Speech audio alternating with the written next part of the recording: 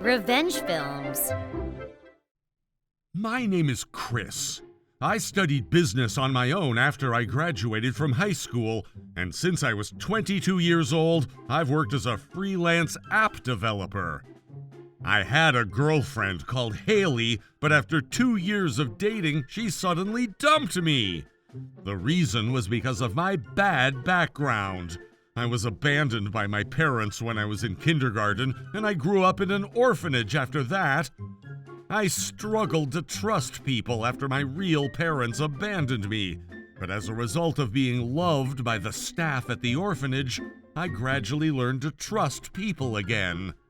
The owner of the orphanage was especially kind and spent a lot of time teaching me many things. I studied really hard in return for his support, and I passed the exam of a high school famous for being smart and graduated as the top student. I wanted to go to university, but because I wanted to put the staff of the orphanage at ease by becoming independent, I decided to find a job instead of pursuing my education. I thought my girlfriend dated me because she understood about my upbringing, but it turns out that wasn't the case. We started dating each other when we were 20 after our mutual friend introduced us to each other and our relationship was going well. But as soon as we turned 22, she suddenly said that she wanted to break up with me. When I asked the reason, she told me that she has a crush on someone else. When she was about to leave me, Actually, my new boyfriend is the son of a CEO. I don't like men who don't have a proper upbringing. she said as she laughed at me. I never thought my girlfriend, who I've dated for 2 years, would say something like that, so I was really shocked. Then she said, as if to push me off the cliff, I don't think I'll be able to have a warm family with someone who doesn't understand paternal love like you. I was unable to forget what she said after our breakup, and for a while I wasn't able to find myself a girlfriend. I turned 25 while I still struggled to get a girlfriend, and my job was starting to go well, increasing my income. I met a female employee at a drinking party I had in a bar with the people I knew from work. My encounter with this female employee helped me trust women once again.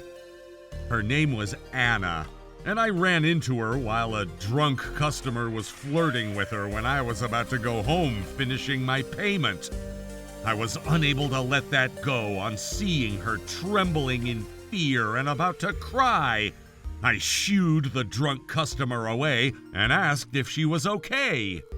Then she replied, Thank you very much.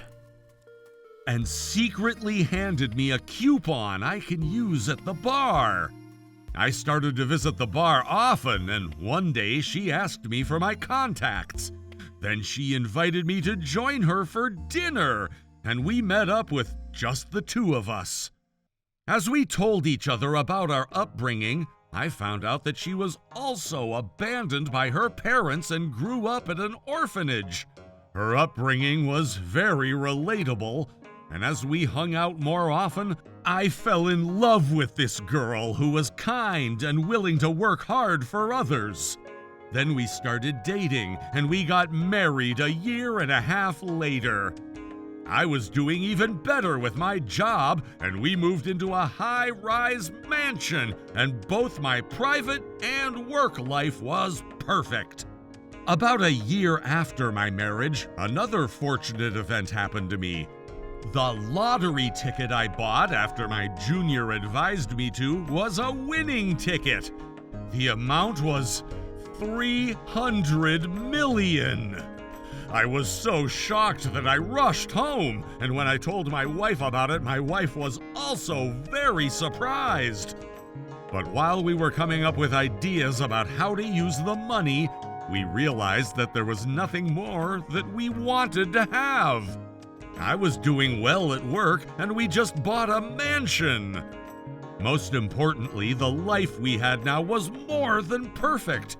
We felt like we'd be punished if we asked for more in life. After talking about what to do, we decided to donate all the money to an orphanage. We quickly went to the bank to go through the procedure. One day, after around a week had passed, a woman visited me at my office. The receptionist told me that the woman wanted to see me, so I asked her to bring her to the reception room. When I went into the room, I found my ex, Haley, there. I've never seen her since we broke up, but I quickly realized it was her because she looked exactly like I remembered. As soon as she saw my face, I missed you, Chris. she said as she grabbed my hand. Let's get back together again. I can't live without you.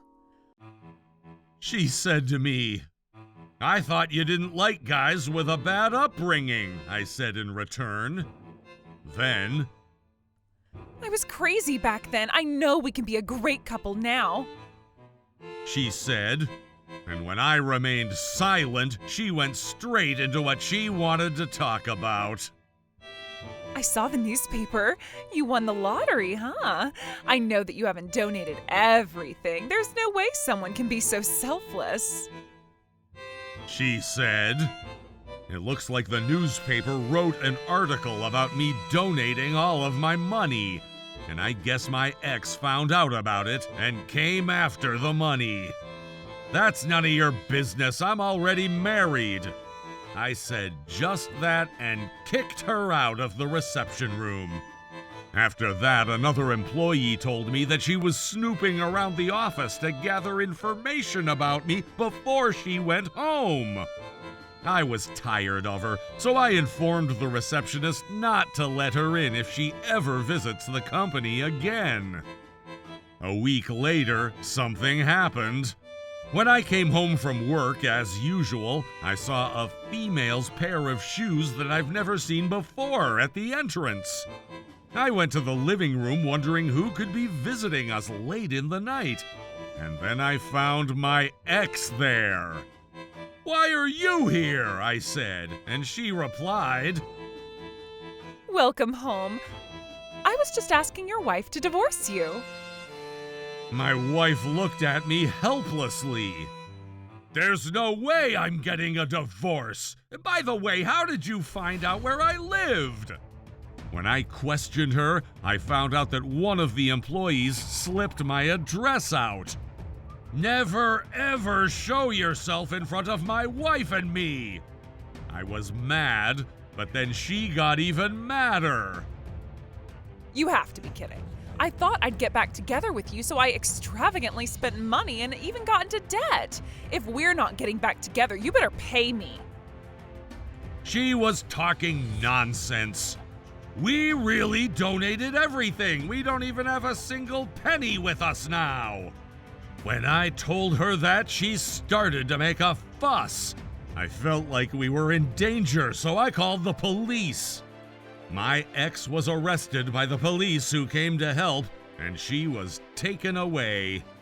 According to what my wife told me when she answered the door and asked who she was, my ex suddenly threatened her, saying, Your husband borrowed money from me. Do you want me to hurt your husband? she said, so she had no choice but to let her in. Then she said, That was just a joke. I'm dating your husband, so can you divorce him? she did something unacceptable, so I decided to file a victim's report at the police station. After I asked the police for help, my ex never dared to come near us again. After a while, the police contacted me once again and said that they wanted to ask me several questions about my ex. When I told them everything I knew about her, the police said, Haley was actually arrested for marriage fraud. Now that my ex was in debt and because the police had to intervene, she lost her job. So apparently she started committing marriage fraud to pay back her debts. The police found out that she'd been deceiving many men, and she got arrested. She had committed other crimes too, so she was sentenced to jail. I felt relieved to hear that she wouldn't be coming out anytime soon. In our case, a few months later, we found out that my wife was pregnant, and she gave birth to our first baby girl. We both grew up in an orphanage, but we were able to make a warm family like this. Thinking back, I think I was very lucky that I didn't have to marry someone like my ex. Thanks to that, I was able to meet a wonderful woman and get married to her. I hope my family will continue to support me, and I promise to work even harder for my family. How was today's video? If you enjoyed it, please subscribe, like, and leave a comment. Stay tuned for more.